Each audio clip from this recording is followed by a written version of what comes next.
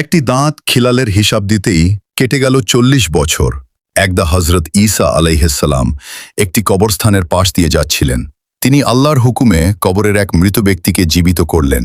লোকটি কবরের মাটি ঝেড়ে উঠে দাঁড়াল। উল্লেখ্য, হজরত ঈসা আলাইহিসসালামের অন্যতম প্রধান মুজেজা অলৌকিক ক্ষমতা ছিল। তিনি মহান আল্লাহর হুকুমে মৃত ব্যক্তিকে জীবিত করতে পারতেন। হজরত ঈসা আলাইহিসসালাম তাকে জিজ্ঞেস করলেন, দুনিয়াতে তোমার কাজ কি ছিল? লোকটি উত্তর দিল, হে আল্লাহ নবী, আমি একজন কুলি ছিলাম। মানুষের বোঝা মাথায় বহন করতাম এবং তা দিয়ে জীবিকা নির্বাহ করতাম। আমার জীবনটি খুব সাধারণ ছিল। হজরত ঈসা আলাইহিসসালাম জিজ্ঞেস করলেন, তবে তোমার কবরের অবস্থা কি? তোমার হিসাব নিকাশ কেমন চলছে? লোকটি কাঁদতে কাঁদতে বলল, একবার আমি এক ব্যক্তির এক বোঝা লাকড়ি, জ্বালানি কাঠ মাথায় করে তার বাড়িতে পৌঁছে দিচ্ছিলাম।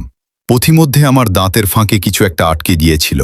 আমি মালিকের অজান্তেই সেই লাকড়ির বোঝা থেকে একটি ছোট্ট কাঠি খিলাল হিসেবে ব্যবহারের জন্য ভেঙে নিলাম এবং তা দিয়ে দাঁত খিলাল করলাম।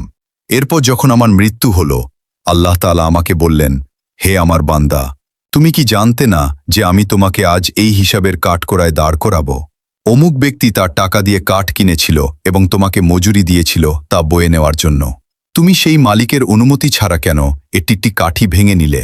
হে আল্লাহ নবী, আল্লাহর কসম, আমি আজ ৪০ বছর ধরে এই একটিমাত্র খড়কুটোর হিসাব দিয়ে যাচ্ছি, কিন্তু আজও মুক্তি পাইনি। দয়া করে আপনি আমার জন্য আল্লাহর কাছে সুপারিশ করুন। আমরা অনেক সময় অন্যের অতি ক্ষুদ্র জিনিস অনুমতি ছাড়া ব্যবহার করি।